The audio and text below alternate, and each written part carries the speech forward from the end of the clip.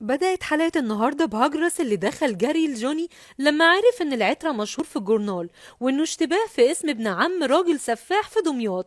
والمصيبة بقى ان جوني مسمي العترة سيد سكوبار على اسمه، والدنيا مقلوبة عليه. فينتهز جوني الفرصة ان اللي بيحصل ده هيخلي الناس تشوف المسرحية بتاعته.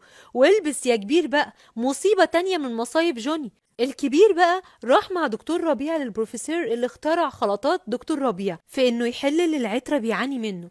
البروفيسور ده بقى راجل مشكلة، كبير قوي في السن وعامل شعره كده زي عباقرة زمان. وقابلني يا كبير بقى لو الراجل ده عارف يحل مشكلة العترة، اللي هو اصلا تقريبا كده عنده مشكلة ومحتاج اللي يحلها. والمصيبة الكبيرة بقى في أليخاندرو اللي قاعد في كولومبيا، تقريبا كده ليه فلوس عند بابلو سكوبار. ولما ظهر سيد سكوبار ابن عمه قال اخد فلوسي بقى، وعرف انه في المزاريطة، ويا دي المصيبة الكبيرة. البروفيسور الشرشابي ده ادى الكبير تركيبة جديدة كده لونها احمر، بس الكبير مش ناسي انتقامه وعايز يديها لدكتور ربيع علشان يتقلب سلحفة ويطفي فيها السجاير. ويشتغل بقى الدكتور ربيع الكبير لما يلاقي الكلب في الصحراء، ما فرصته بقى علشان يترحم من شرب الخلطة، ويقرب الكلب على الكبير اللي يجرب عليه التركيبة وتحول الكلب لفصيلة تانية لبوبي صغير. ويعرف دكتور ربيع انه مش مهم الفصيلة، بس الكلب الكبير بقى صغير، وده المهم يا كبير.